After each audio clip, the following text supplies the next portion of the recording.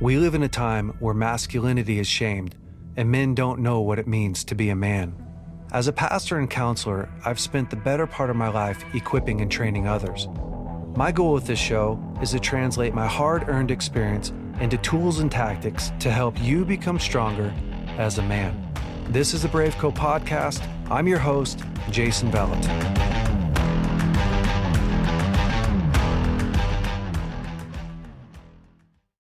All right, well, this week I have my very good friend, Abi Stumvoll. Yeah, Abi, and I'm so excited to do this podcast. And yeah, I think we've only had a couple women on our BraveCo podcast. Ooh, fun. And not because we don't love women. I mean, it's actually the opposite. Like we really love women. Yeah. But you know, most guys just want to hear about guy stuff and from other men. But to me, you and Justin are just such incredible people. And I've spent the past probably 12 years of my life running with you guys in different levels. Some seasons were super close. Yep. And other seasons we're so focused on stuff that we're building. Yeah. Yep. And it hasn't really mattered either way. Very true. Yeah. And so I just love you so much. But you and Justin specifically, so if, those of you that don't know Abi and Justin, you guys can look them up and we'll give some links and stuff like that, put the URLs in the podcast info. But you and Justin have so impacted so many people's lives. And the world of emotional health, you guys are just so incredibly great at that and have done a great job in marriage specifically. You guys have lived a really messy life in the sense that you have lived a really messy life. Yes, we have. And have really practical steps and tools and pathways to get to like a really beautiful world. And I think for me, and I've lived a lot in the world of church, in the church world where people have really messy lives, but they don't have great steps. They have a great mask, right? Right. And they have a great ability to put a front up. Yes. And but you guys haven't done that and you've chosen to dive in. So we're going to talk a little bit about that stuff. We're going to dive into some marriage too. Ooh. Yeah. So we're going to kind of try to get into a little bit of the nitty gritty of your guys' life and marriage. And there's a lot of men that listen to this that, man, even myself, we're trying to not just be better husbands, but like get really practical tools on how to be a better husband to our wives and how to show up emotionally and all that kind of stuff. And you guys are just so open that I figured I could ask you whatever I wanted to. That is true. And you'd answered it. So. Absolutely. Before we jump into this a ton though, I just want to tell people a little bit about what you guys do. Okay. And so you guys have your podcast. Sorry. You guys have your website, which is Justin and Abi. Yep. And you guys have the Connected Life podcast, which is really cool and really successful. Lauren and I were on there a couple of weeks ago. It was so good. Yeah, we just had awesome. So much fun. But then really that's kind of like where people can come and get to know you guys. Yeah. It's where you give out tools and all kinds of stuff. But to really like dive into the nitty gritty and you guys have Living Fully Alive and the Pathway to Freedom and like a whole bunch of courses. Yes. We have a ton of courses and then a 3-year school. Yeah. Yeah. So we're busy. Yeah. In the early years, I say early years, like probably 5 years ago, 5 years and under, I sent so many people to you guys Totally. At first. Yes. And I send people now to your podcast and to your courses now. Yeah. I originally sent people to you guys for counseling and it was just so awesome. So I don't know, before we do that, I'm going to talk about a quote. Okay. Yeah. Just from your website that I pulled off of there. Great. About you, but then I'm going to give you a chance to talk. So okay. This is really kind of your guys' mission. Is our highest dream is to redefine love in practical and empowering ways. Our hope is that this love would restore and redeem marriages, families, and all the brokenhearted. It's funny because when you read it, I'm like so moved by it. I'm like, wow, you should narrate that quote for us. Yeah, that's well, good. You can pull that. I can't. Put it on there. Yeah. You know, Justin has a story like most men. You know, grew up in a decent home, lives pretty disconnected from his parents, and although they're incredible people today, and we love them. but lived pretty disconnected from his heart. And I'm going to talk a little bit about your home, but I want to set up this side of it for everyone. And Justin had a really hard time loving himself, really hard time feeling confident, all those kinds of things. And that's a little bit kind of where you guys met in marriage, was this like these two kind of beautiful train wrecks coming together. Can you give me like just, let's just talk a little bit about how you grew up and what life was like for you, before you met Justin and where you were at. Yeah. Well, I love it. I'm so excited to be on here. Mostly, I just think how fun to get to have a long chat with you. I was feeling such mushy feelings because there's just so many things in my life that are better from knowing you. Yeah, thank you. And me and Justin were beautiful train wrecks. I guess the thing that I love about that is I remember being single and thinking you have to like attain some level of figuring it out before you can meet your person. It's true. I remember like always striving like, oh no, I have to work through this before I meet. And I do think that's really powerful to work through as much as you can when you're single, but you don't ever work through it all. You get married and that's like the new ground to work through it. Yes. Can you evolve as you grow through life? And as you go through life, that's really the question. And if you can't, then man, 10 years of marriage is going to be tough. Yeah.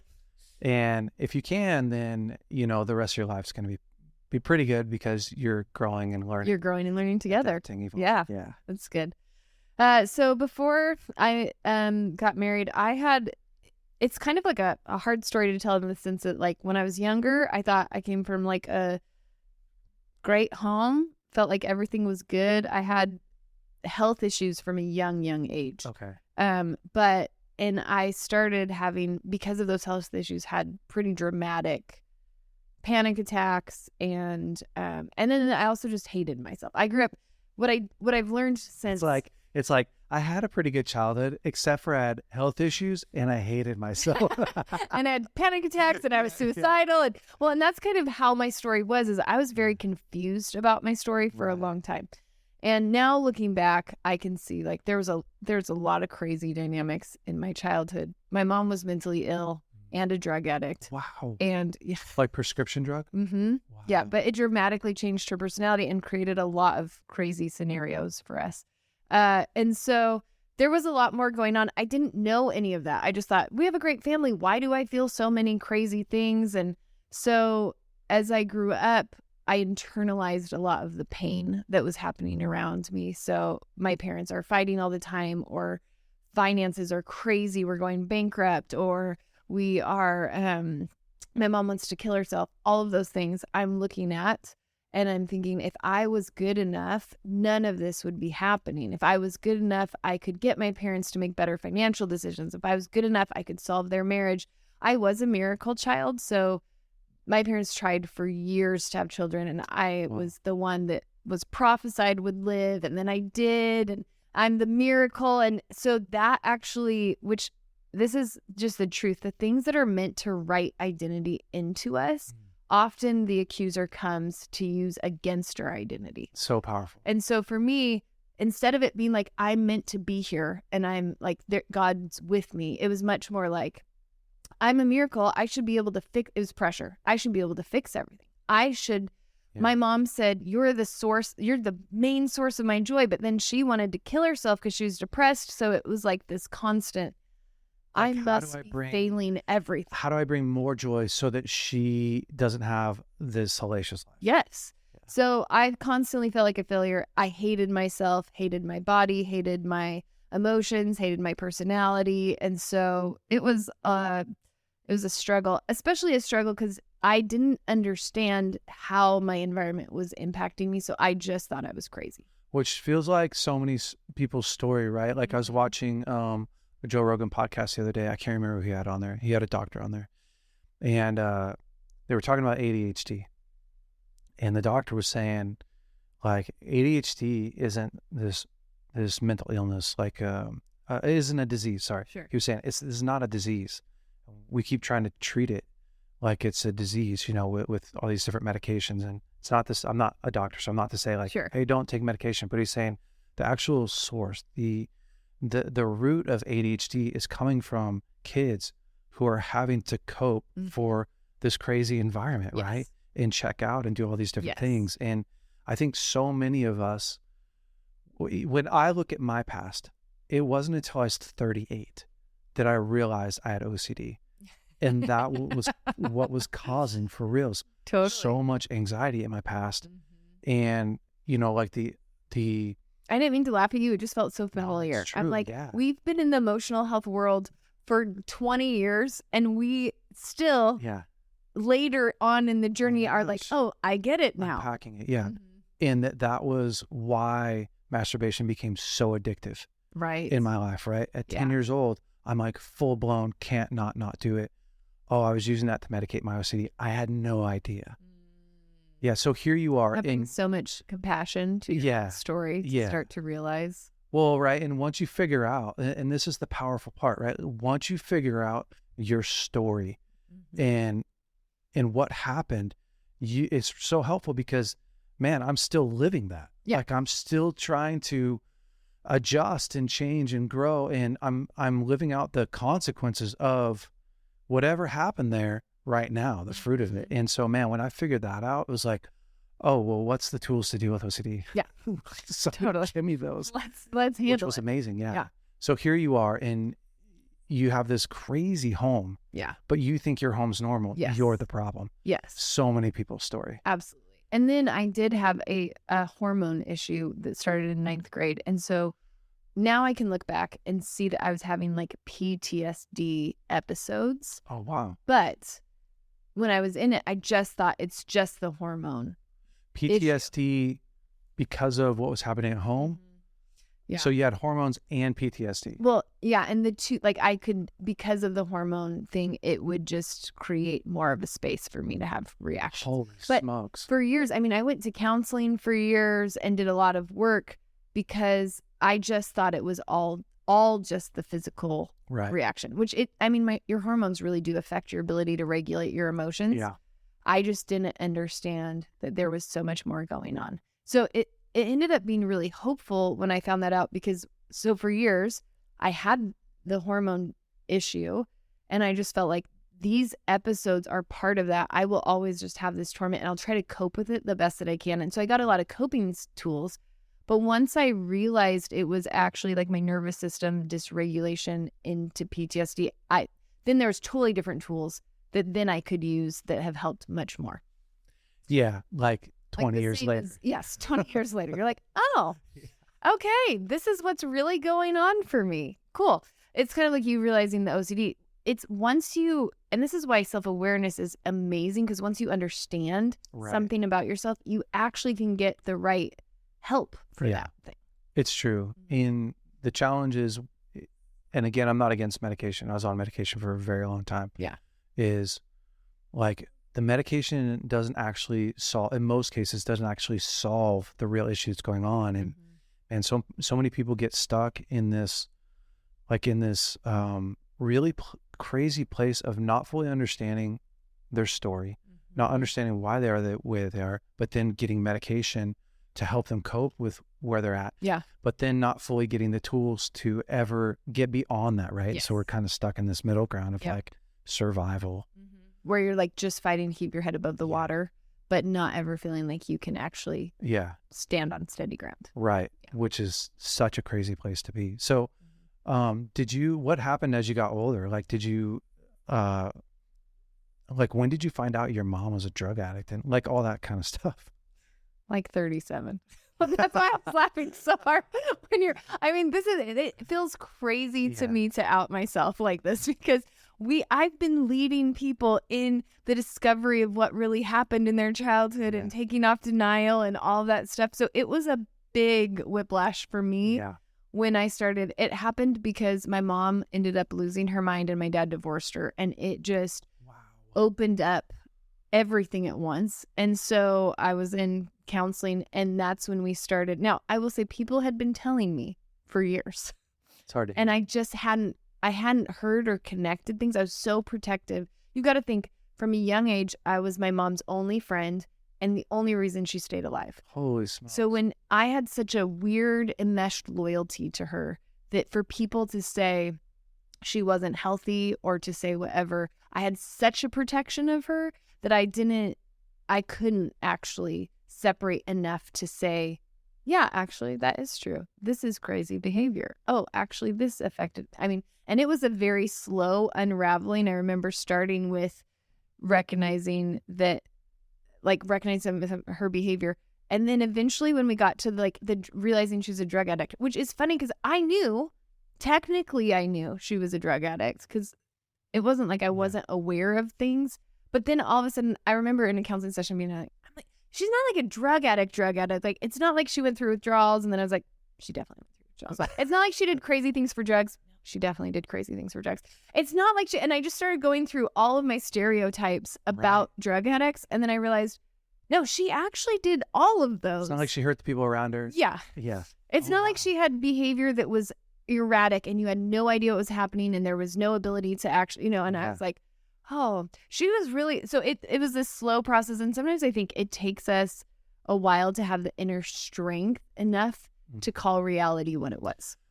Yeah, there's definitely a mourning process, right? And I think that's the challenging thing is it's so disappointing to find out, right? Your parents aren't perfect. They're not perfect, or mentors or whatever people in your life, right? That in some ways we really want to be strong for us. You've got something that you're pulling on them for as encouragement or hope or whatever, strength. And it's a tough thing. Yeah.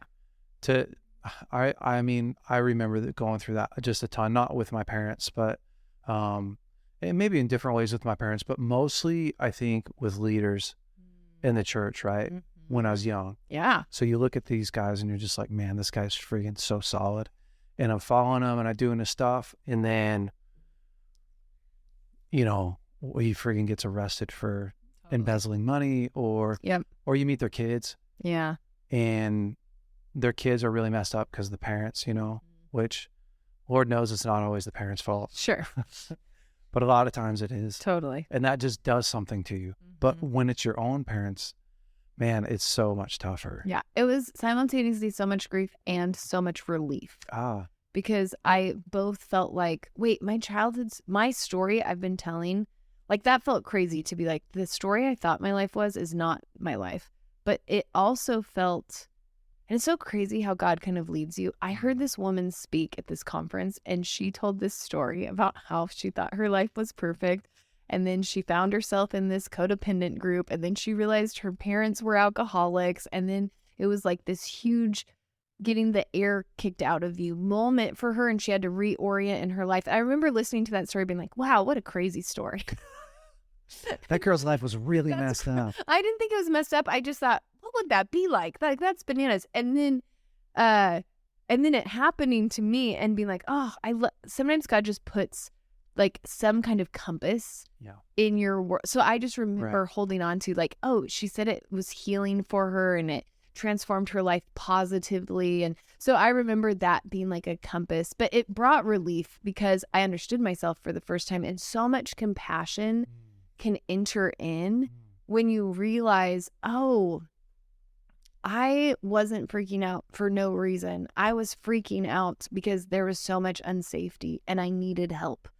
And I didn't know how to say I needed help. And then it started connecting me. Like, I didn't have very many memories from my childhood. And I hear this a lot as somebody who's worked with a lot of people. They'll be like, I don't remember it. I didn't remember. I didn't, good or bad, just kind of like, and as I've slowly begun to like understand my story more, then I had compassion for myself more, and then more memories came, and not traumatically, like now I feel all the memories that were bad. I actually have as many good memories that have come back as, and so it's kind of, owning my story has felt like it has enabled me to be connected to myself in a much more authentic way.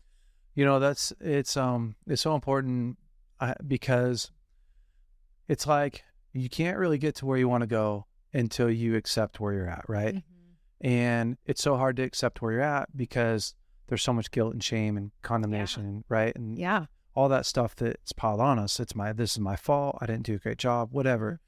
And then once you figure out, so the other challenge for people is, let's say that you don't go, this wasn't my fault. My parents were just jacked up. Well, then you have so much pain and anger, resentment, hatred. So it's hard to move forward as well.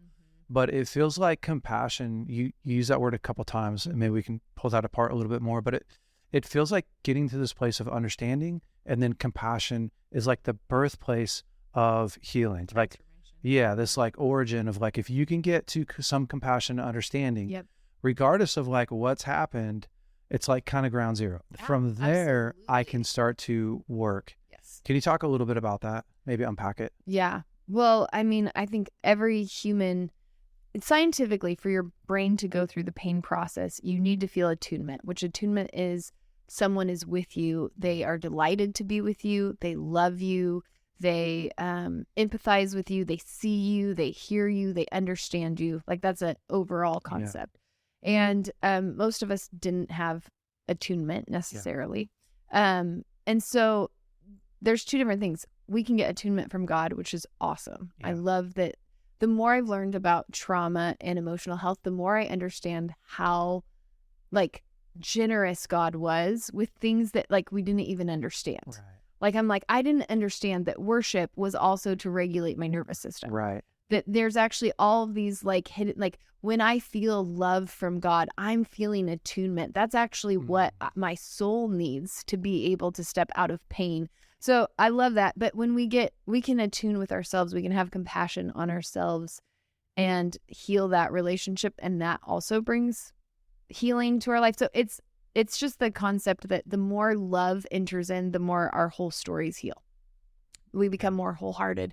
When love is there, we feel safe enough to be who we are authentically. And when we're who we are authentically, love also impacts us more. Yeah.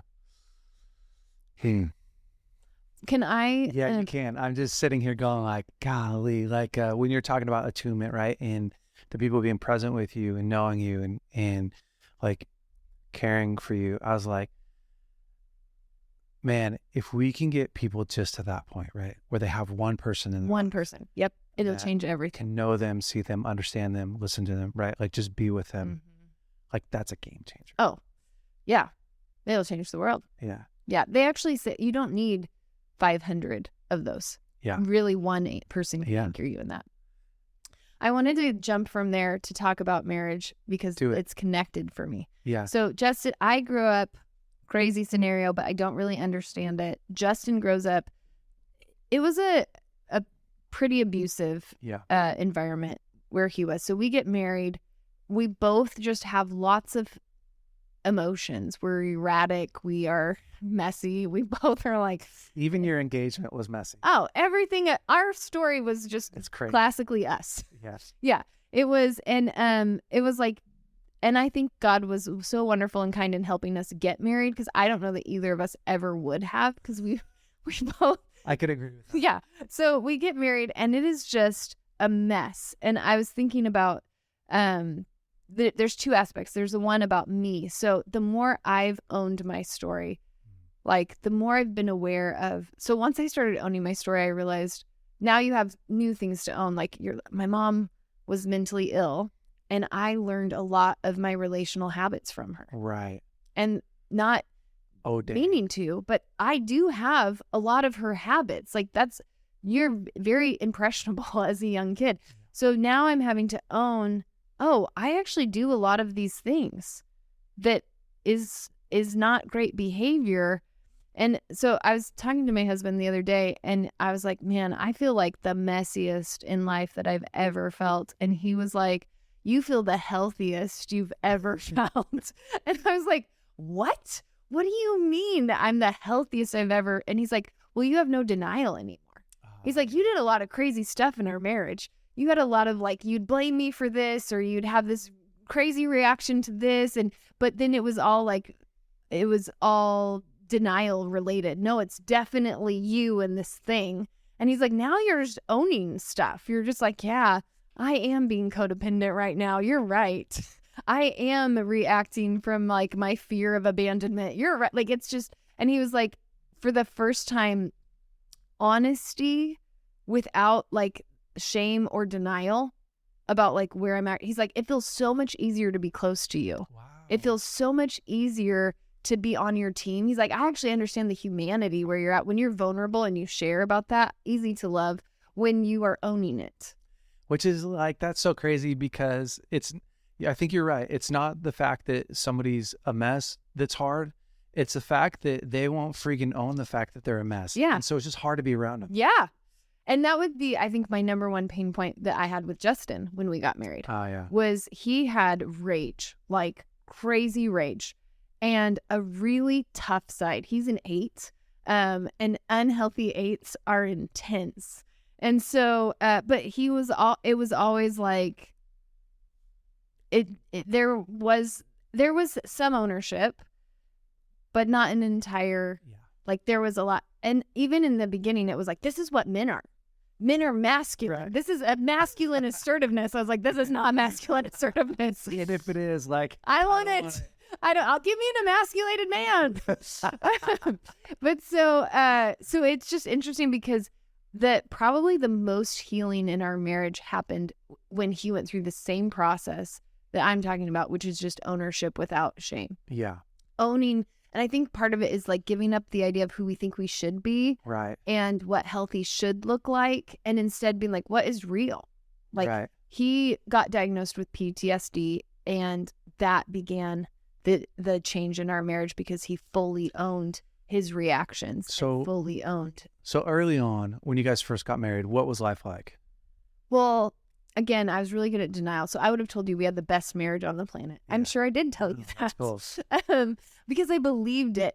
I did say we were like an Italian couple. We fought hard and we loved hard. Like, and he was more aware that it was like crazy. I just thought this is like, it was still better than my parents' marriage. Yeah, for sure. So I was like, this is great. We do love each other. Yeah. And you guys have so much fun. Yeah. So you're a ton of fun and Justin's a ton of fun.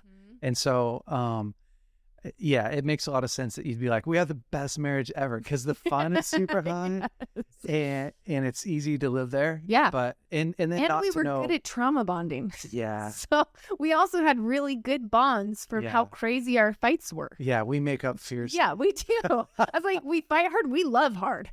But God, that's so tiring. Yeah. I remember having a marriage counseling session with you early on, and you're like, you guys know that you could get to that same kind of connection without blowing up first. And I remember being like, huh? Really? Because if you've never been around, like my parents didn't have connection. I didn't have a map. Right. Justin's parents didn't have connection.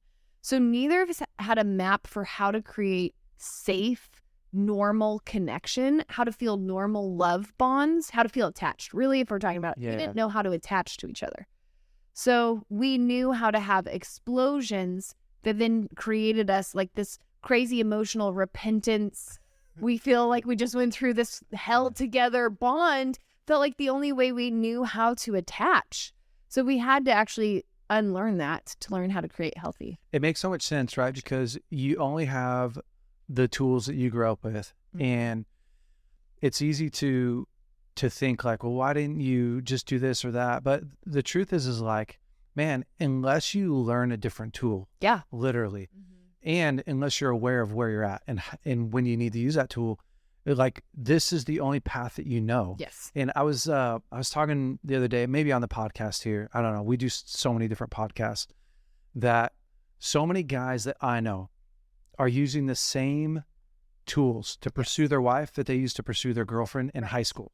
Like they've never upgraded them. Yes. Or the same tools that they use to whatever, hang out with their friends or feel power, like the same exact toolbox. They've never sat down and went like, I need to get some communication skills. Right.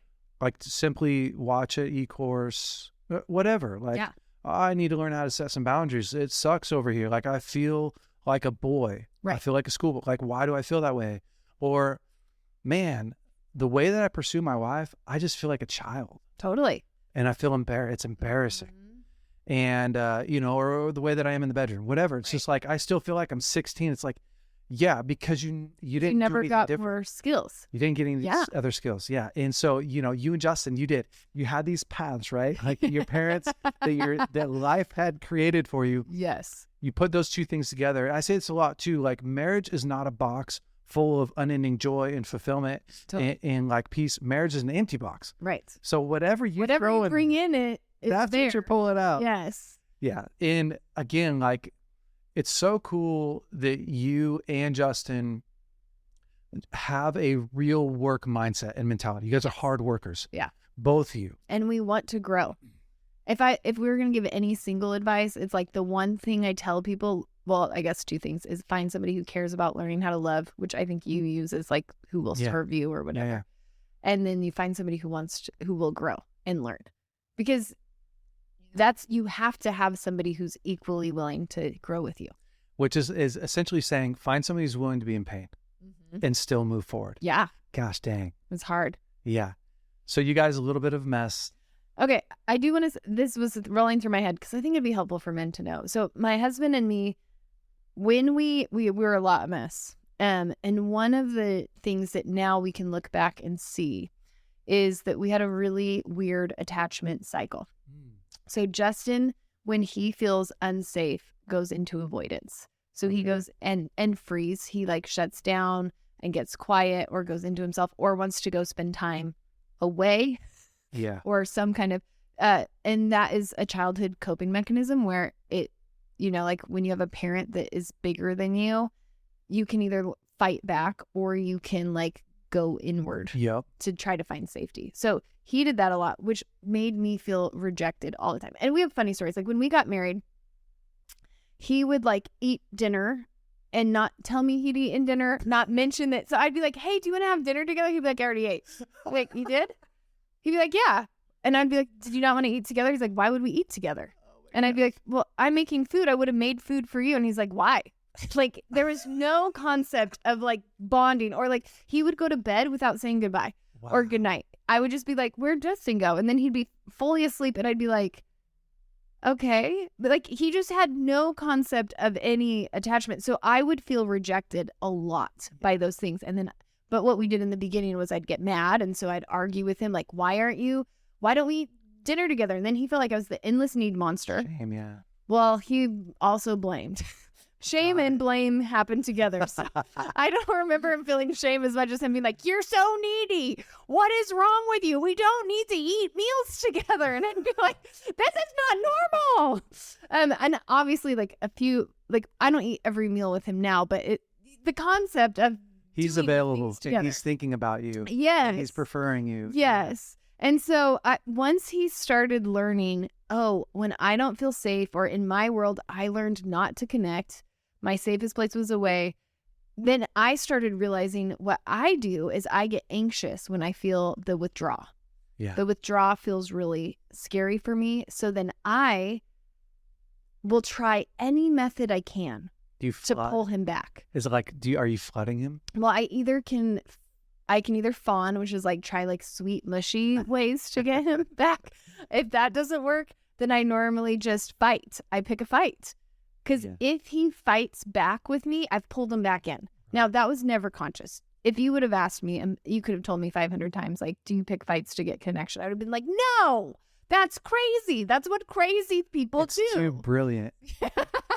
Right? Like, we're brilliant. We're like, oh, you want to go over there? Okay, I'll fight you and you'll come back over Yes, there. I'll poke you. You'll come running back and you'll be intense. And so we do this dance over and over again. And then he would rage, and then we'd trauma bond, and then we would start again. And so as he started owning, I need to separate when I feel in pain, and that separation hurts you.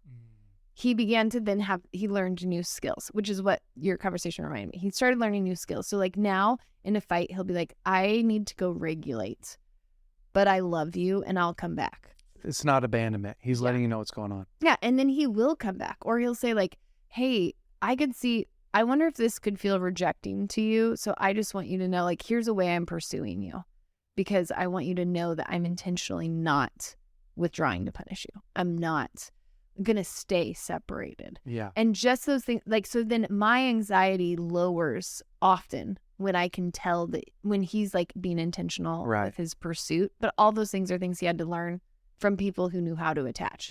Yeah. It's so crazy. Learning what your cycles are, learning, like being able to communicate, like, this is really what's going on inside of me and what's going on inside. Like, man, even if you can't fix it right away. Totally. Right? Like just being able to go, okay, well, can we map out what we do on a regular basis and Mhm. what's happening inside of you, what's happening inside of me is so massive, but so many people don't do that. Yeah. And it'd be great. Like if you're listening to this and you're married, like map out what is your guys's normal relationship like? What do you do? Which you have to be a little bit honest, right? You're gonna have to Yeah. go like, man, I feel shame around you often, or I feel anxiety around you. And well, why is that happening? Well, Yeah. it happens over here. I went through gosh, a long stretch with Lauren where because when we got married and I was in a nervous breakdown. It's a complicated time to get married. It was. It's like a real interesting foundation. Yeah. And Her normal of you was not your normal of you, no, which is a complicated thing anyways. she only knew a know. guy that Yeah. she'd only known a guy in a nervous breakdown Yeah. when we got married. Which also like freaking rad, because if she wanted to choose life forever with you at your low point, you like it, you Yeah. only get better. She's either desperate or brave. That's funny. Yeah. So, but what came out of that is I felt weak all the time, right? Like I felt max capacity all the time when I knew I shouldn't feel max capacity. Totally. Right. But I was so hyper emotional all the Yeah. time, like inside of me. I was so trying to like just keep it together. And then, I mean, just practical things like I couldn't walk a mile because I had so much physical pain and I was sleeping all the time. And well, it doesn't take long before you just don't feel like a man. Totally. That And makes so much sense. Yeah. And then I hated my job Yeah. for years. Yeah. And so like, I felt like this so many times coming home, I just feel like a boy. Yeah. And then, you know, not showing up for your wife emotionally or mentally or even physically, right? Totally. Not having a lot of energy, feeling weak, like that would just so many triggers of not yelling at her because I wouldn't do that, but I would do the same thing in the sense of I would still eat dinner with her. I had a little bit more, but the emotional isolation, Yep. me getting away, Mhm.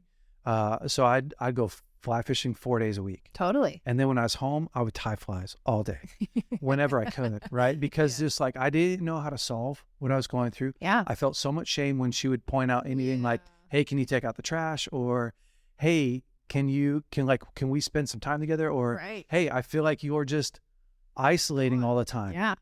And I'm like, well, don't you know how hard I'm working? Right, here Totally. it comes. Yep. And whatever, my criticism, all that stuff.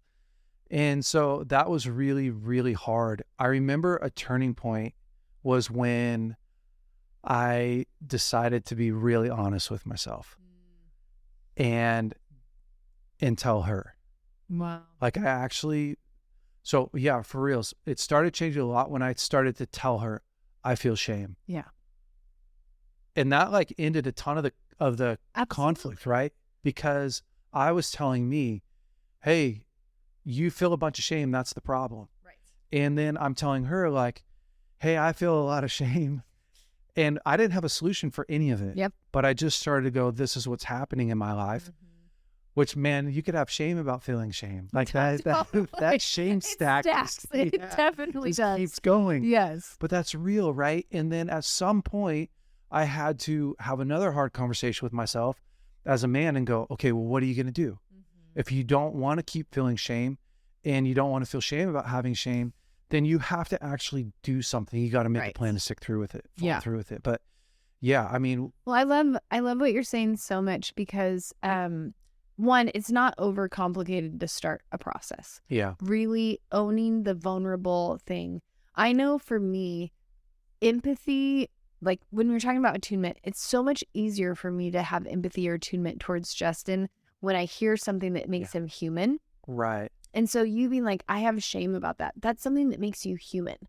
Why? Because we actually all have shame about something. Yeah, We all struggle with that. And so when Justin would be like, hey, I'm feeling really afraid and I'm having anxiety that this is going to turn into a big fight, there's an ability for me to then, the honesty, that moment of honesty, or I'm feeling like a failure, or I'm feeling like I can't be enough for you. That moment of honesty creates room for compassion and empathy and ultimately connection again. You know what's so funny is that for a man, one is bred into our culture, Absolutely. but two, it's just like It's who so we are, true. right? Is like, it's so hard. The hardest thing for me, there's two hardest things for me to do. They're equal. The one is to hear my wife's negative emotions about me. Totally.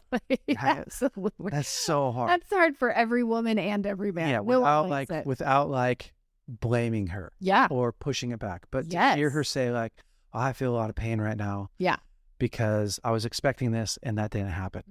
And I was just like, wow, I'd rather stab myself in my eye. I could throw myself off a cliff right now. Totally. Whatever, just there's so much pain in that. The other one is for me to, what we talked about, is to come to her and just, okay, I'm about to tell her, like, I feel really afraid right now. I mean, honestly, It's so hard.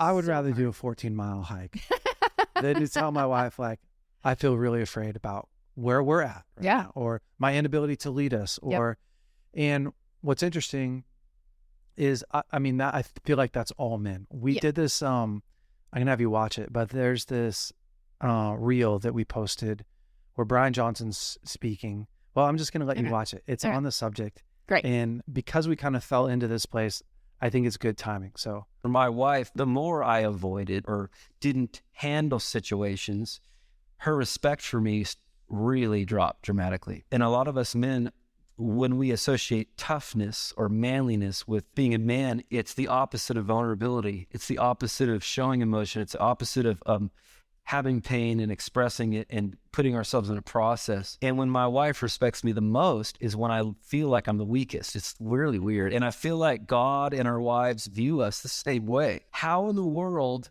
can we be viewed as tough and manly when we're crying and we're sharing the secrets of our hearts and vulnerability to our wives, and she says, I love you more now than I ever have? And I'm like, how in the world? What? But it is a real thing. It's a real thing. Oh. it's funny because like this went viral, and Tim and I were like, he was like, hey, did you know that just went crazy? And there's like, whatever, almost 1 million views on it, or like 600,000 views on it. Yeah. And I was like, well, what is it? And he showed it to me, and it's just so funny because it resonates with men right away. Absolutely. But then also, like, when you start to read the comments, there's guys are split. Half the guys are like literally saying, no, that's bad advice. Right. Don't do that to your wife. Don't open up to your wife. Because the flip side of what's happening, right, is some guys are coming to their wives and being like, I feel scared. And she's like, you're a little, boy, stop being a female dog, right? Like suck it up. And Totally. 'cause she's afraid. Yeah. Well, and it also really depends on what your normal is. So if you are always in weakness trying to get your partner to mother you, then that wouldn't feel good. Yeah. Like if that's your common response, and it also depends what you share vulnerability in. If I share vulnerability with I'm grabbing you to save my life, then the vulnerability feels more threatening. That's such a good perspective. If I am sharing vulnerability with like, I'm sharing this to let you know me, but I'm not you don't have to fix me. You don't have to be my God. I'm just letting you in. That is such a different experience to have somebody do. And so I think that both of those things, and then there are women who also just have been programmed in culture, either that men should be tough all the time, or they hate their own weakness. Right. And so they react because they don't want anyone to be weak. Sometimes in a codependent relationship too, like if I need you to be strong, and as soon as you're weak, it's super scary. And it's absolutely. like, well, what's wrong? You better get your stuff together. So that I can feel okay again. Yeah. We don't realize that that's happening. But I was on a podcast the other day with this guy who's not a believer. Super awesome guy. He's one of the top men in the hunting industry. So, and this podcast says, which is really fun. And he brought me on there, and he was saying, we were just talking together, and I was talking about how I have these group of men that I'm pouring my life into and discipling, and he said, man, sharing my emotions with another guy, like even just doing a book club, like if I was going to read a book with a bunch of guys and talk through it with them, he said, I've done a lot of 14-day hunts. I would rather survive in the woods with almost nothing for 14 days Yes. than to share my emotions with another guy. And I said, well, here's the deal, right? Like, who's the stronger man? Right. The one who can do that. Even if you were talking about it just in the same terms, if you can survive longer, does that make you stronger? Yeah. Well, if you can do the scary emotional thing, that actually shows much more bravery than weakness. But the bar, right? Like the getting over that hurdle is so terrifying. tough. Yeah. So a little bit, I just know Justin, like, okay, I've had lots of experiences with Justin, a lot. And I'm not sharing his trash. Like, this is stuff that he shares. totally. So if people are like, gosh, why you, like, this is normal. So I remember one day you call me and you say, hey, can you come over? Justin's on the ground, literally like hysterical. Yeah. And so I come over and I mean, there's Justin. He's on the ground. Like he's having a flashback. Yeah, he is. Like he's in the middle of this like trauma moment, having a flashback. And there's nothing that I can do except for get down on the ground and just laying next to him. Yeah, totally. And just like, hey, I'm here. Yeah. Like it's all good. And we talk through that. But like. It did pull him out. People should know you were a little bit of a magician that day. I thought, thank God for Jason Valentin, because I'm like, how do I do with this? And we all get to do that for one another, right? But like you've been with him and watched, like you, on one hand, you're a woman who really needs a strong man, right? And needs security and stability. And like I like to say, like one of the man's jobs is to bring peace to chaos. Yes. Like we just do. And that's a good responsibility for us to have. But at the same time, like, Justin really had a big process to go through with his anger and his shame and his guilt, all that. Self-hatred that, at some point he's coming to you going like, I'm a mess. I'm stuck in pain. Like, how was that for you?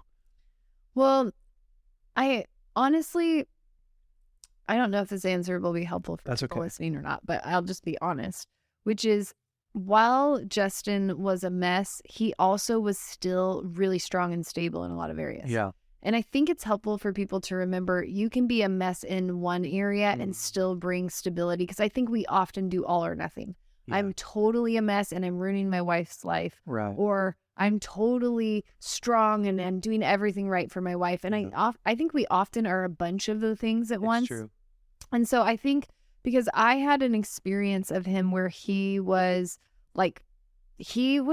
stable with work, like he kept working. He's a hard worker. Yeah. And I knew that he cared about that.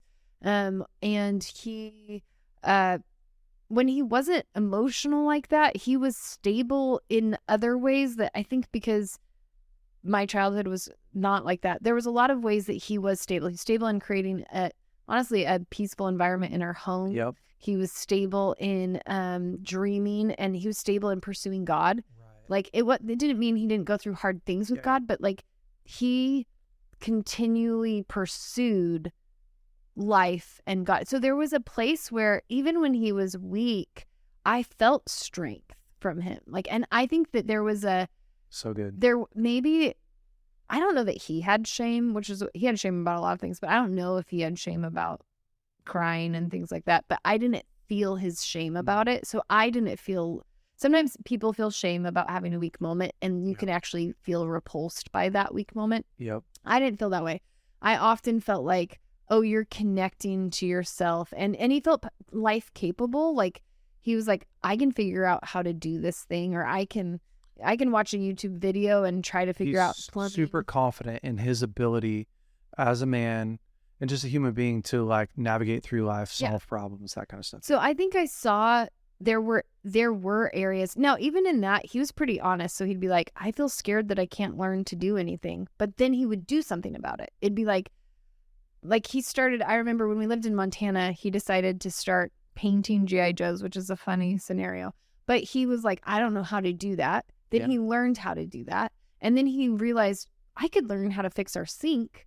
If I could learn how to do this thing with G.I. Joes from watching YouTube videos, I could learn something else. And so he slowly started building confidence. And I think For me, it wasn't that he had fear that was a deterrent. It was that he never let fear win. Wow, that's awesome. So like weakness to me is being like not making any decision to face fear. Right. That would have felt more weak if he just swallowed up in it.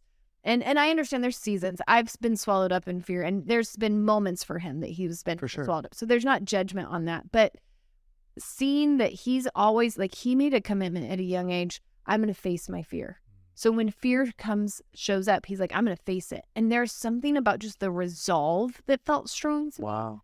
Even if it was messy and vulnerable, I still felt like, oh, you're living by your core value of facing fear. That still feels powerful, even though you're also highlighting that you have fear. So I just think there was enough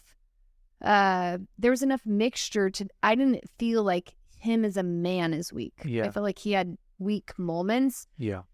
And you're not like, oh, you're giving up on life and giving up on yourself, and you want me to come rescue you. Yeah. Yeah. You're like, oh, you're in a hard moment doing hard things, but like, good on you. You're winning at a whole bunch of areas and trying hard at this. Yeah. And the trying. And I think also it gave me permission to be weak and messy. You know, like, I'm like, he's allowing himself to show me those things. There's so many times where he led the way in vulnerability, where then I felt like, oh, I guess you're not going to judge me if I do this. And that felt so amazing. I mean, he liberated me in so many ways from self-hatred by him leading with vulnerability first. Which I think is so important, right? Because I always say this, like in a relationship, one of a man's jobs is to like emotionally open the door for a woman, right? Like to go ahead of her, which to me means like I do it first. Yeah. So I'm going to put myself out there and go like, hey, are we at a spot if we're dating where you feel comfortable with holding hands, or like you're emotionally putting yourself out there, and she could go like, no, I don't actually want to be with you anymore. And you bear the weight of that, that burden. And so it's so true. Like in marriage, that doesn't end. Yeah. So him being able to come to you and bring some vulnerability to you frees you up and gives you the space to go, actually, I didn't want to tell you this, but I feel a lot of shame too. Totally. Or I don't feel capable in this area. Mm-hmm. Yeah, that's massive. And that attunement that I talked about earlier. So if he allows himself to be vulnerable and let love in there, he has more love in his bank account to be able to attune with me when I'm in pain. Or now, if he allows himself to say, I have shame, like when you said you have shame. Yeah. Now, if Lauren comes to you and is like, I have shame, you have something you can recall where you've experienced that. Yeah. So you can instantly empathize. And so that the beauty of vulnerability and acknowledging our weakness is creating a future account of intimacy. Amazing. So like people's fear of rejection, right? Like a lot of people spend so much time, when they're a kid, they were vulnerable, and their experience is mom and dad just not knowing how to handle their emotions. And especially a lot of guys, right? Suck it up and just like get over it. And so, I know that's a little bit of Justin's story, but can you speak to that a little bit? Because I really do feel like so many people have so much legitimate fear and trauma and broken relationship. Like, I'm never enough. Yeah. You're not proud of me. And now I'm in this marriage where how I got to this place was I survived, and which was winning. Because I don't always think surviving's bad. So by the way, a lot of people dog surviving. I agree. You have survival is beautiful. Yeah. And super badass. Yeah. And so, but we get into these places, right, in marriage where it's like, man, again, I only know what I've been through, and up until now, this was hard. Like anything beyond me being hard and kind of shut down, and the man like gets punished. Right. Like, what do they do for that? Well, my first thing is, I think it's really important to pick the safest person to start practicing vulnerability with. That's good. And that may or may not be your spouse. Yeah, that's awesome. And I wish it was everyone's spouse, but it's just not the case. Fact. And I also think you pick a small thing, because here's what I see. If people try to be too vulnerable too fast with somebody that's not safe, you actually will lock yourself down more after that. Yeah. You will never be vulnerable again. So I want I think bite off like a small amount of vulnerability, Yeah. which maybe for a man is like you bring your best friend out for breakfast and you just have one semi-deep question. Yeah. That's like, what's something that you feel like you're being brave about right now? Like, Yeah. just some kind of question. And maybe that is vulnerable for you. Yeah. To just try to bring the conversation to a little deeper level. Yeah.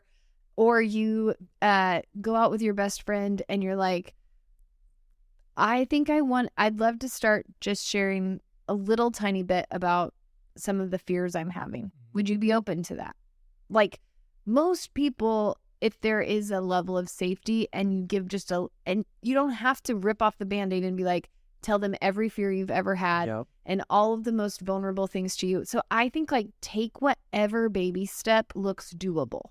Yeah. Because you're wanting to create something that feels like momentum. Like I wanted that, so now I can do it again. And so that's what I would say with vulnerability. Start with somebody who feels genuinely really safe. And, you know, like if you're in a marriage and your spouse doesn't feel that way, something you can do is like, hey, I've been realizing I would love for us to be able to be more vulnerable in our relationship. Is that something that is in your heart? Just like the vision casting, you don't even have to be vulnerable. You can just start like talking about it as a concept. And you can be like, what would scare you about being in a more vulnerable connection? And then maybe you'll just have an honest conversation just about if that would be something you could do or not. Just which is vulnerable in and of itself, right? Mm-hmm. Like painting that picture for your wife is a vulnerable but powerful step in the right direction. I love it. It's the tiny habits, right? Yeah. It's if you take a small step, eventually you build this big pattern, this culture that just becomes you. It just becomes who you are. It's so smart because I do think that we try to tackle everything at once or nothing. It's all or nothing. And rarely is that the best option. The other thing you can do, this is like a sneaky, almost manipulative thing you can do, but I still like it as an idea, is you can get really good at celebrating anytime you see someone else around you being vulnerable. Because what it starts to do, let's say your wife does something that's a little bit vulnerable and you're like, man, Justin, this is what he started doing to help me learn to be more vulnerable. Is whenever I do a little bit, he's like, man, I feel so close to you when you share like that to me.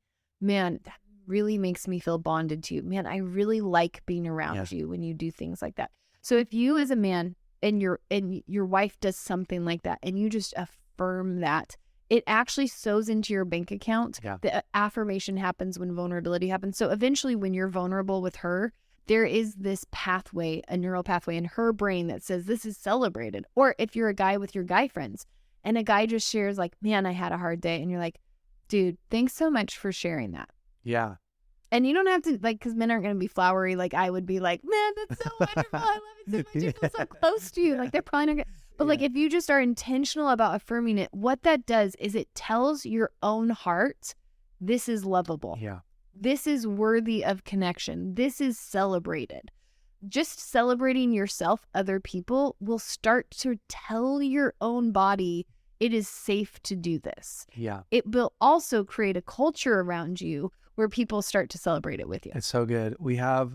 So last year we did like our 12-month discipleship course that guys jumped in and to a whole bunch, and I love it. Was We've awesome. had several of the guys in our courses do that and talk about how much they've loved it. Yeah. The funnest thing is like we had one of our guys, Byron, who graduated and he got like the Man of the Year award. He's just this awesome dude. Yeah.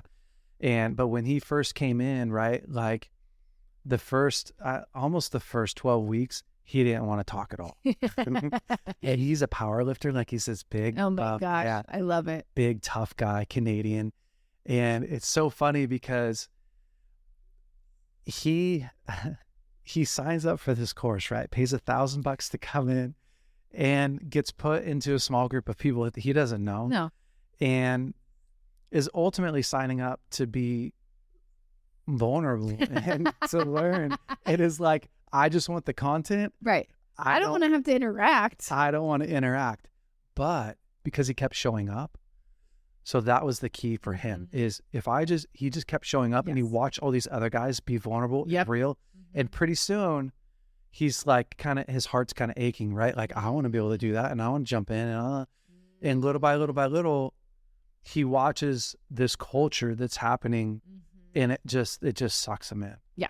And once he gets sucked in, right? Like, his marriage, he starts to be vulnerable at home with his wife, which was so massive. It's what you're saying, right? Like if you can just start small, Yep. and it may be like, maybe you have to switch the group of guys that you play basketball with, right? Totally. Like maybe you have to invite some guys to go play pickleball with that, you know, like do this stuff. Yeah. And you just hang out with him. Or maybe you're like a great fly fisherman, like put a guy in your boat that's an awesome dude. Yeah.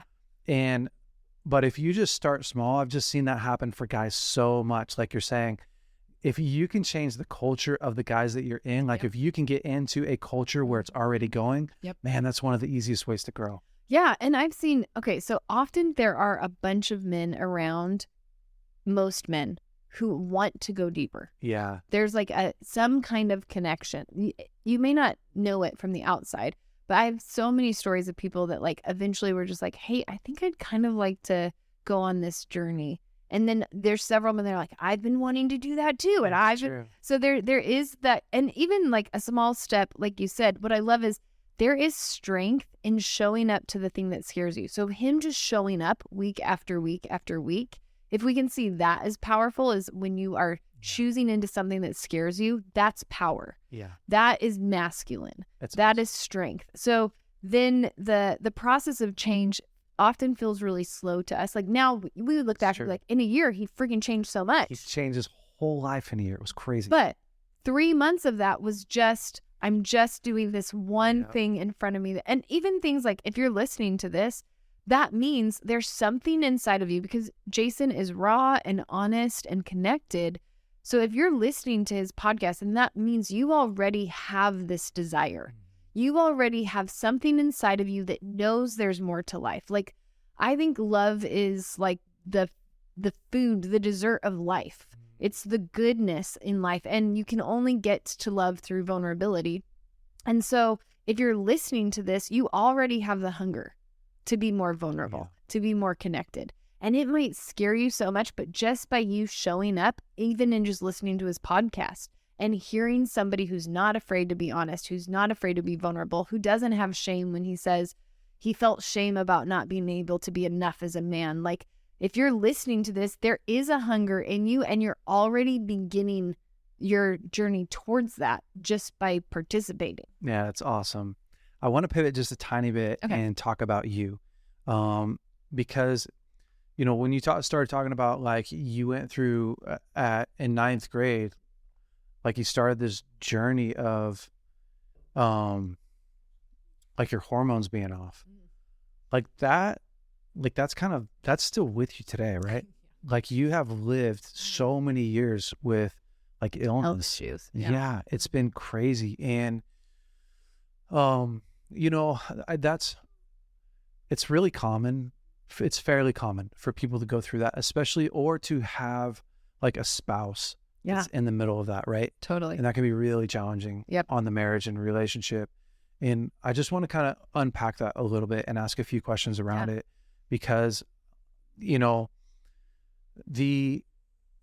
maybe I should say this, like, what has been the biggest challenge for you personally going through, like, in 9th grade, if you would have went, man, I'm going to be 40 years old. I don't know how old you are, but 38 years old and still dealing with this. Like, oh my gosh, how are you doing that? Like, how are you doing? And how do you live day in and day out with like this illness that's just, you know, it's been with you for so long.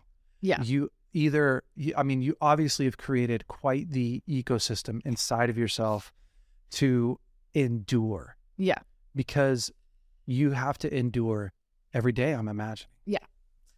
Yeah. I mean, thank God I didn't know I'd be sick this long. I would have killed myself. Yeah. Honestly. And that's because when you imagine a future without grace, it's always going to look too tormenting to want to survive. I hope people pause that and go back and listen to it. Yeah.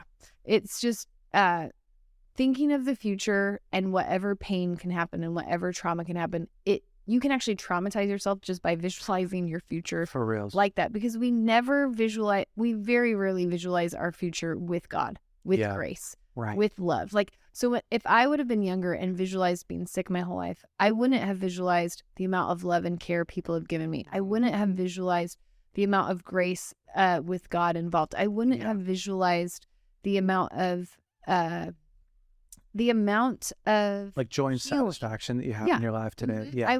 If you would have said you're going to be sick when you're 38, I would have been like, then that means I won't ever get to live.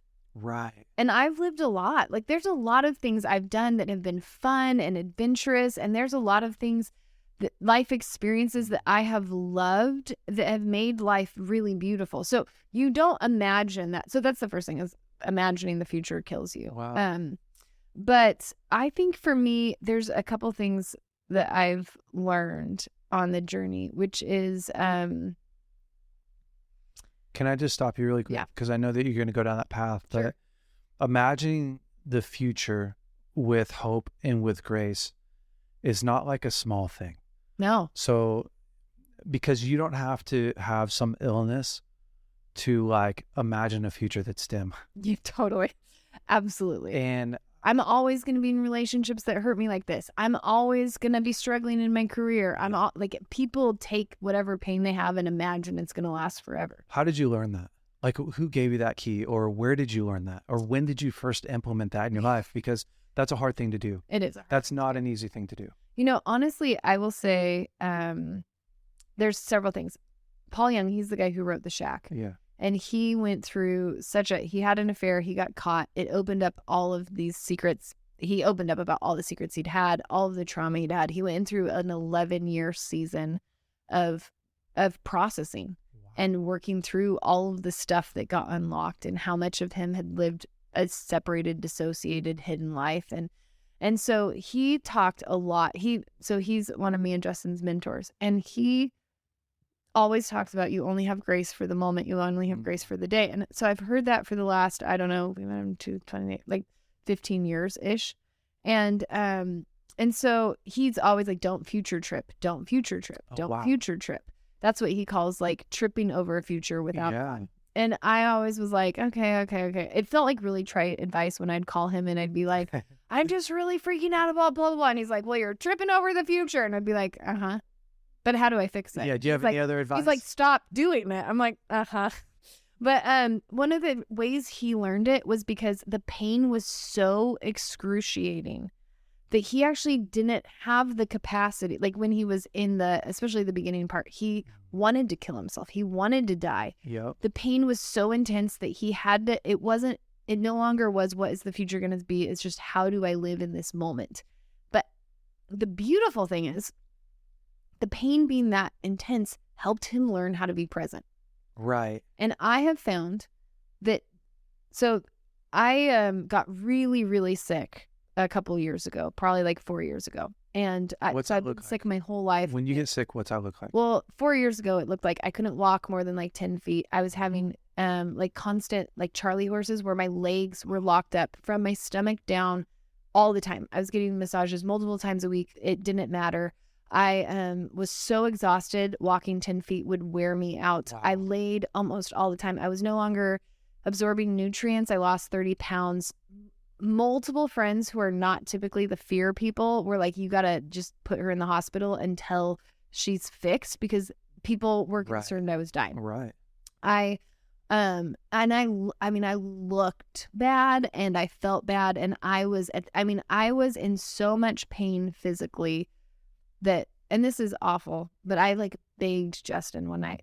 He has a gun because he's him, and I begged him if you love me, you would kill me, because I'm in so much physical pain, and I've been in so much physical pain for so long. Like, have mercy on me. That's a dark moment. It was so dark. I don't recommend it to people. Now looking back, I can be like, yeah, that's crazy. And I feel bad. I had to apologize for Justin, because that was not a fun experience He's like, for him. You really want me to? I mean, this would feel like love for you? He was feeling very traumatized. Super traumatized. And I was like, I was so sick that I also was like, I would like shake in pain. Gosh. And so, I couldn't eat anything.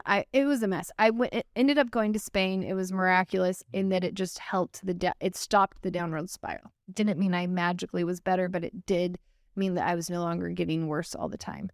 And, but in that season is when I start, like, the fear for me, the panic was, what if my whole life is like this? What if the pain is always this intense? What if I always can't eat anything? What if I always, and that future panic of like, what if I never get to live again? And that actually was as tormenting as the pain, was the fear. Absolutely. How long will this last for? Which I say that all the time, right? Like the fear of anxiety, the anxiety about having anxiety is the worst anxiety. Yeah. And so something about it being that bad, something switched over where all of a sudden I learned I could see finally how detrimental thinking about the future was. Wow. And I started to be like, the only way I can make it is day by day, like moment by moment. Like, do I have enough grace for today? Not imagining, I can't imagine if I'll be healed or not healed tomorrow. I just need to imagine that, like, I just need to find, what do I have today where I can be happy or come alive? Wow. What is the thing where's the moment of love that I experienced? So many days it would be like the sunset, which I think is so random, but I could see the sunset from my couch, which I laid on and all the time. And so I'd just be like, there's beauty in the world. Like, God loves me. I would just feel like God loves me. This is the one way. I can't feel him in these other ways, but I can feel him in the sunset. And so there began to be, and the other thing I did is I allowed the emotions around being sick to bring up, like, I really embraced, okay, my body has held on to a lot of emotions for a lot of my life. So what is it that I need to feel that isn't about being sick, that is at the surface? And that is, I did a lot of healing work in that season. Can you give an example? Yeah, I mean, I would start to feel so panicked and trapped about how powerless I felt in my body. And I'd be like, okay, if this is a flashback that's not about my body, which it feels so much like it's about my body, but if this is a flashback, what is the flashback? Okay, where did I feel powerless and trapped? Okay, as a kid, it felt like my dad hated me anytime I was like my mom, but I'm a lot like my mom. So that feeling of being powerless and trapped in a situation that, okay, I need to go just love that girl and tell her that I see her and tell her that it's okay, that she's not understood, and tell her I can see the grief that you're in, and just grieve for that moment. And oftentimes I would do that, and then the intensity of what I was going through would just lessen a little bit. So I started to like see it as like a potential for the flashbacks. Yeah. Instead of being like it.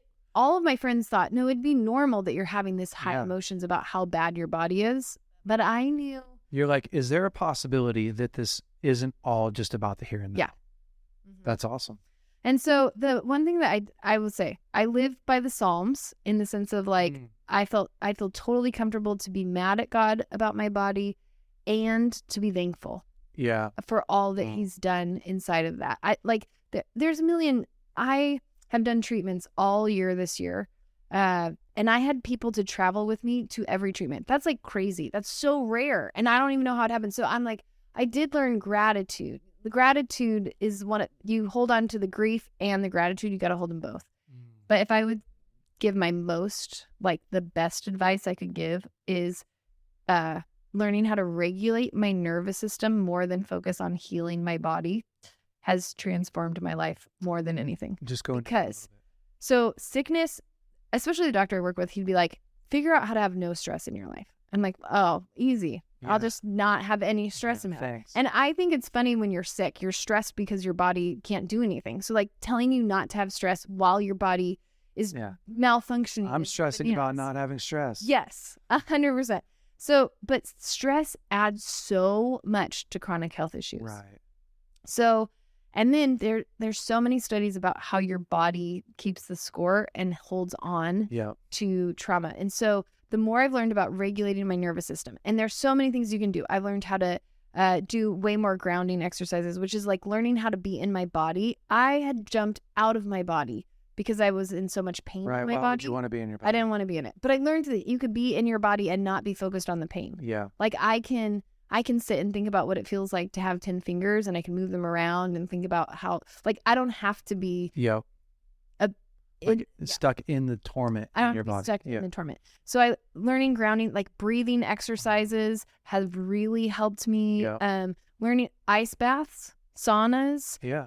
I'm doing a lot of things that are about regulating my nervous system. One of the best things I've learned is collecting moments of resource, which is crazy, but you're just taking experiential Polaroids of good moments for your body. So like, this is a dumb example, but I struggle with bladder infections. And when I'm in a bad cycle, it's like I can't pee ever without pain. Yep. So what I started doing is every time I could pee normal, You were like, I would think about how good it feels, what it feels like. I would describe it to myself. I would narrate it. right. And what happens is, so your brain attaches to negative experiences like Velcro. So you go through, like, you can't pee. Your brain really latches on to how much pain that is. Good experiences flow through like water through your body. So it just goes in and out. Yep. And so you have to actively learn how to attach to good experiences and make that as much Velcro as it is for the negative. So that's actually how I would say I got out of like the mindset of sickness, is to start attaching to the pleasure and the good moments. Oh, I'm sitting on the couch watching TV with my two best friends. We're not doing anything. It's not this magical moment. It's just this moment of, I feel safe right now. Like right now, no one's hurting us. We're not needing to run a mile. We're not, like, whatever it is. Like right now, I can feel that like warm feeling of like, oh, we're connected. We're just watching the show. But like my brain had to start grabbing moments of good feelings, the little ones, not the like, I feel like I'll be safe forever. I feel zero pain in my body, and actively narrating, experiencing, enjoying. And what that did is it began to rewire my brain so that now sickness isn't only associated with trauma for me. It's like now I'm seeing how much pleasure my body gets to feel, but in different, like pleasure being like the feeling of relief when someone walks in the room and you know they know you. Yeah. I never knew what that felt like in my body before because I wasn't connected to my body. Yeah. But like now I can know, like when I see, like if I saw you in a room and I was having a hard day, this has happened before. Like you've been very kind and warm. I can feel my body just like, oh, I'm safe. There's somebody here who believes in me. There's a body sensation that goes with that. And until you're being mindful of that, you're not even getting to collect all of the resources that are happening around you. So the more you become rich in resources, it's easier to process grief and have it not topple you. Man, it's so amazing. You know, when I went through my nervous breakdown, and you know exactly how this is, right? I lost the use in both of my arms. So holding a cup of water, I'd have to hold the cup with two hands. Couldn't drive without using my knee a whole bunch, and can't make peanut butter and jelly sandwiches, right? And it creates this whole world for you, this identity, I guess is what we should say. Yeah. But then you spend the rest of your time, right? The rest of your life trying to work your way out of that. Totally. Which is crazy because you're always so afraid that you're going to get back into it, that even when you're not in it, you're still in it. Right. Because it's just so traumatizing. Fear's hanging Yeah. over you. Yeah. And the biggest tool for me in my life has been Philippians 4. So Philippians 4, I'll just paraphrase it. It says, rejoice in the Lord always. Again, I say rejoice. Let your gentleness and kindness be evident to all, like God's near. So like be kind to people. Right. God's right here, right? Like live like that. And then it says, if you need anything, go ahead and let God know.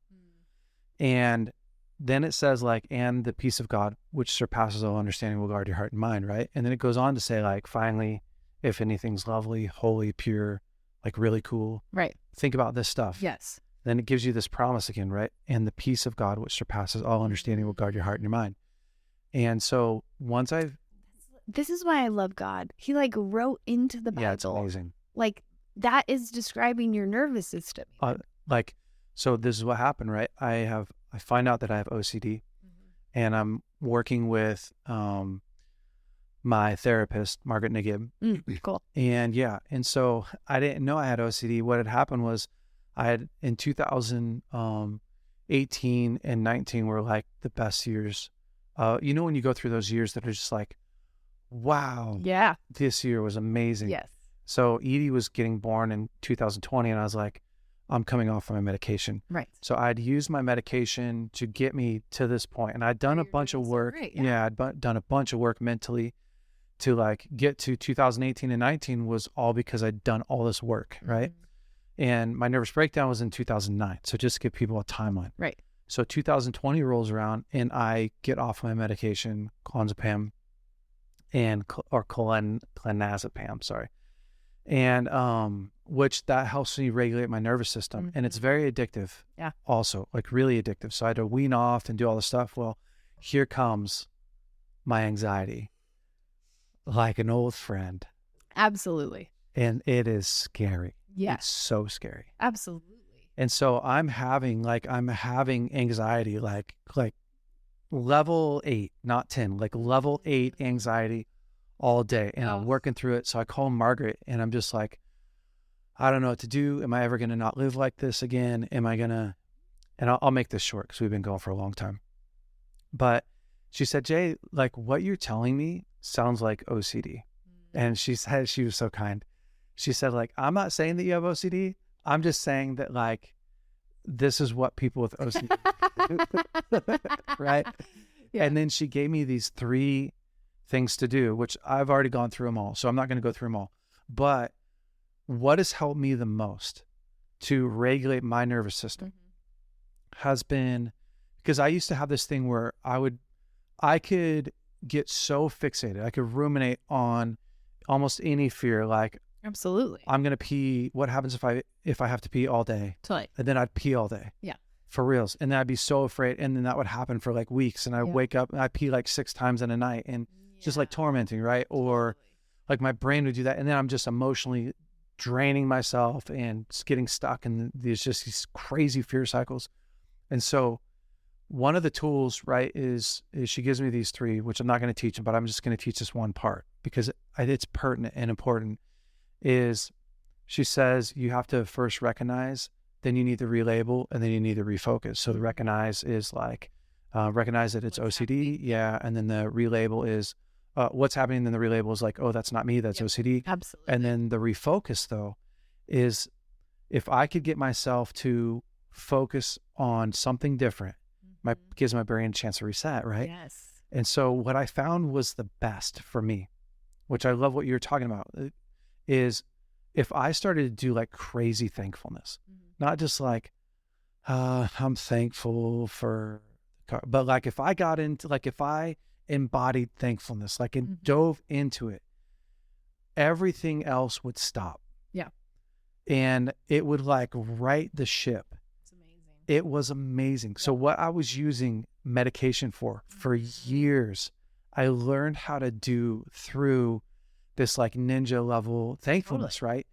And then what happens is I built such confidence in this area. Then you had less fear. So then when the fear would come, even unconsciously, I would catch myself being like, oh, it's not a big deal. I handle this. I can get out of this. Yeah. Yes. And when you were describing what you're doing, right? Like, I'm being present in my body.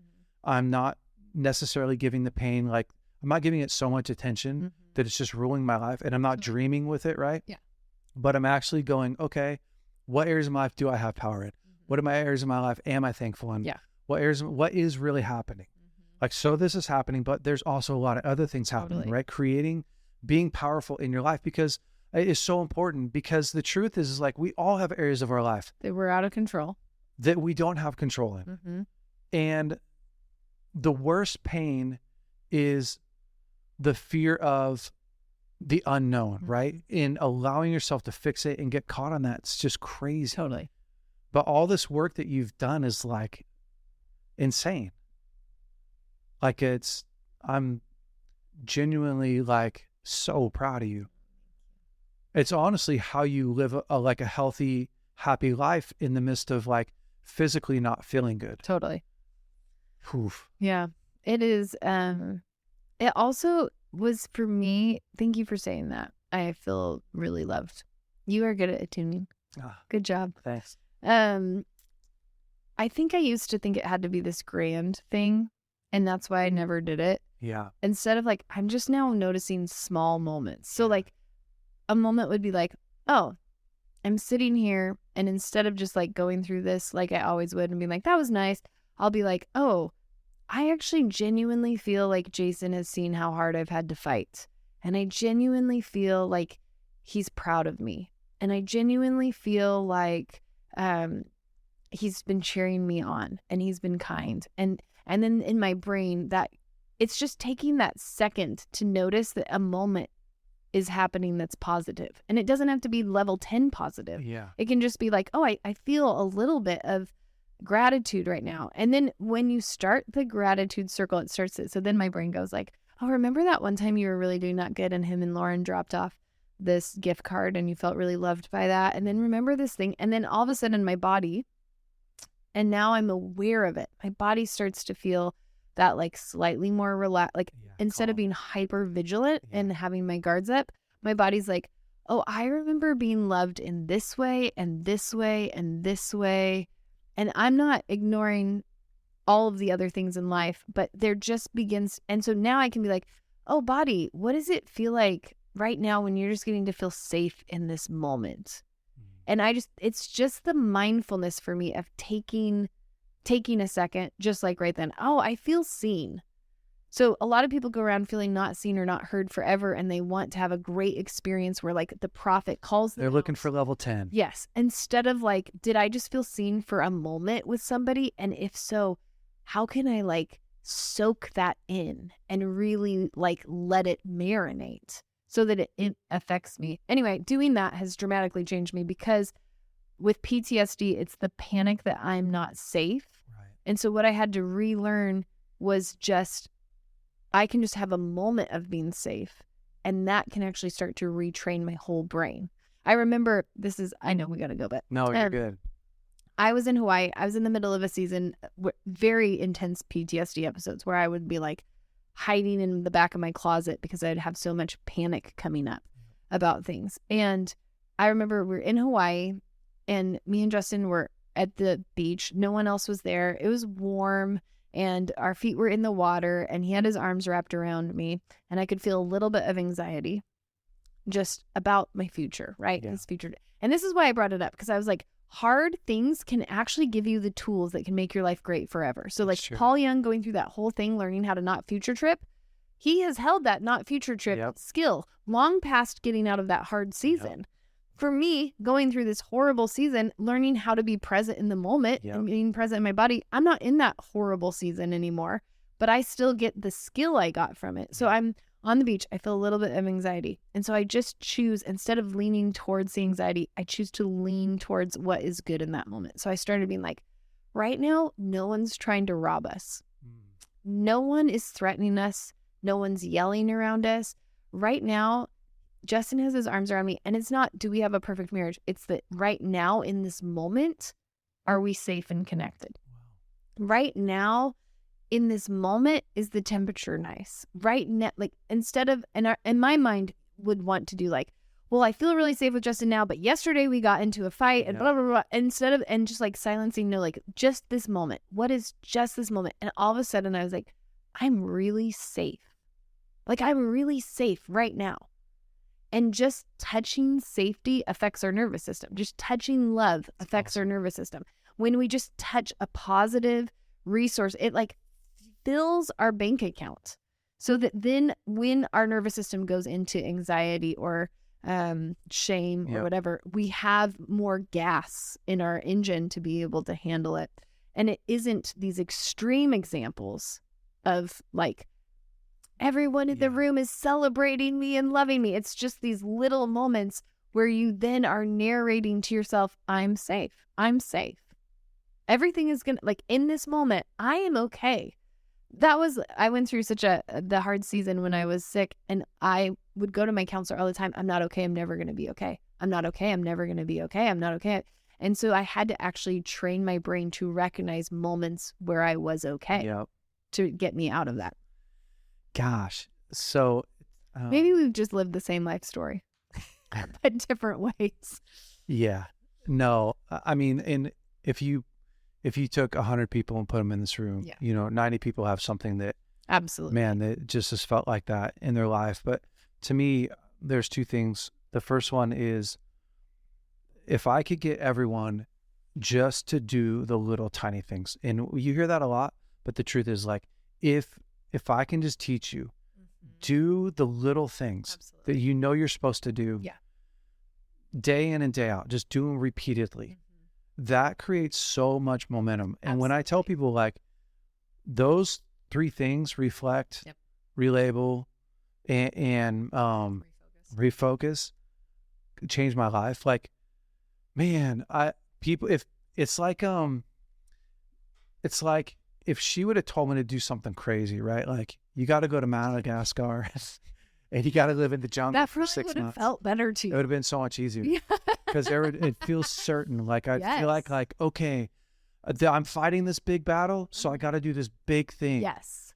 And instead it's like, but I just believed her, right? So that when I first started doing it, it was like, it helped some. But not a ton. Yeah, like I'd want to, like, I'm battling, right? Yep.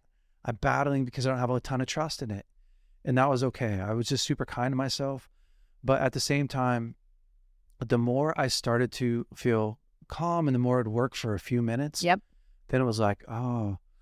And so, I mean, I just tell people, like, in your marriage, if you just do the little tiny things, just start, don't try to solve everything. Just do the little thing, just whatever it is, wherever you know to start, right? In your journey, whether it's loving you or being vulnerable or setting some daily habits for your kids or whatever area that's, you know, that you're like, I know I can do this. Massive.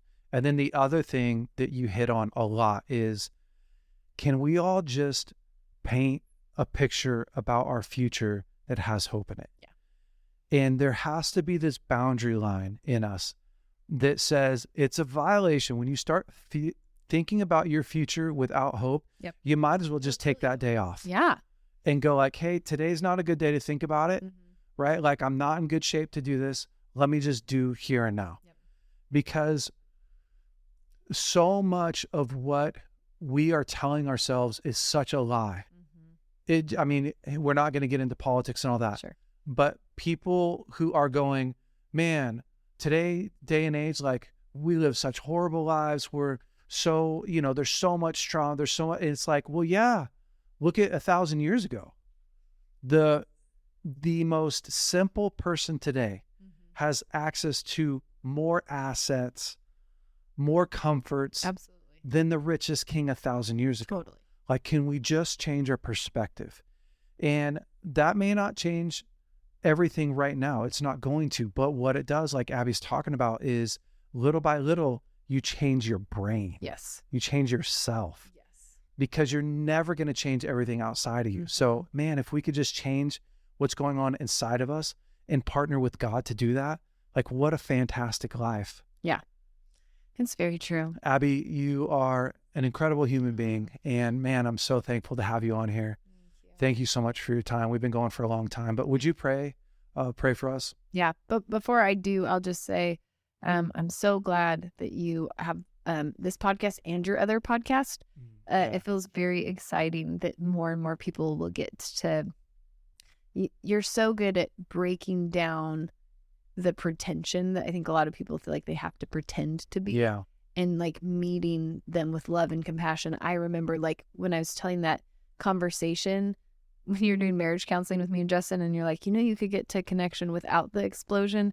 You have such a way of challenging while still holding empathy. Like, I didn't feel any shame when you told it. It felt like, wow, this is crazy, but this is a crazy light bulb. It seems simple, but when you said it, it felt powerful. Like, you're challenging us, but you felt so kind. And I think because of your own journey, you just bring so much empathy into humanity. And it feels like you bring people back to loving the journey as a human instead of where they need to get. And I just love that about you. Thank you so much. I'm really glad you're influencing people. But thank you.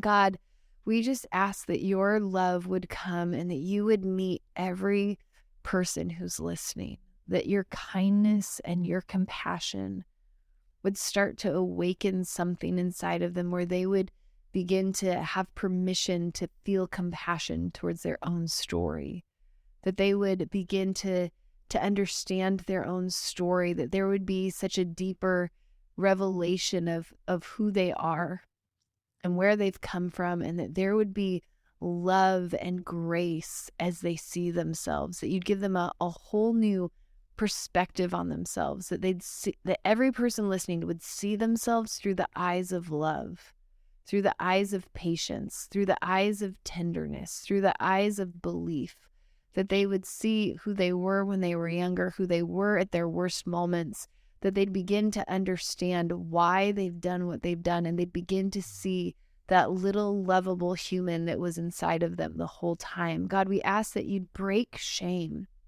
People that are terrified of being honest with themselves, or terrified of being honest with other people, or have some secret that they're holding on to, that there'd be so much grace and courage to push into that fear.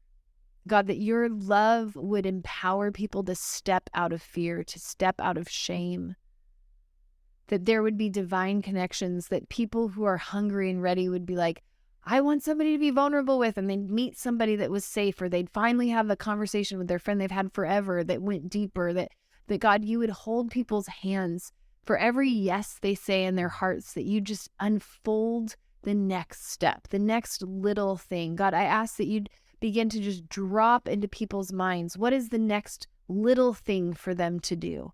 What is the next little way to engage love? What is the next little way to choose life? And God, we ask for people who are sick.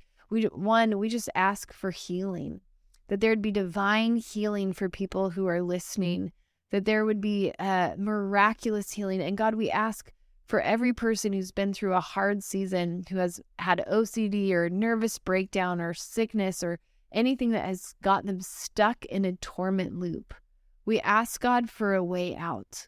We ask that you'd open up the door for a way out, just like Jason found a counselor in the right moment who had a pathway out, that there'd be pathways for anyone listening who feels stuck, that they would find the pathway out to wholeness and freedom. In Jesus' name, amen. Amen. Abby, once again, thank you so much for your time. Yeah. You're such an incredible human being. Guys, this week, implement just one thing from here. Pick one small thing that you're going to grow, that you're going to practice, that you're going to do. So stay brave this week, men. We're out. Bye. Hey guys, thanks so much for listening to the BraveCo podcast. If you like this podcast, would you please rate it, review it, leave us a great comment. And if you like this episode in particular, share it with your friends and family. That helps us to spread the word. Guys, stay brave. We'll see you next week.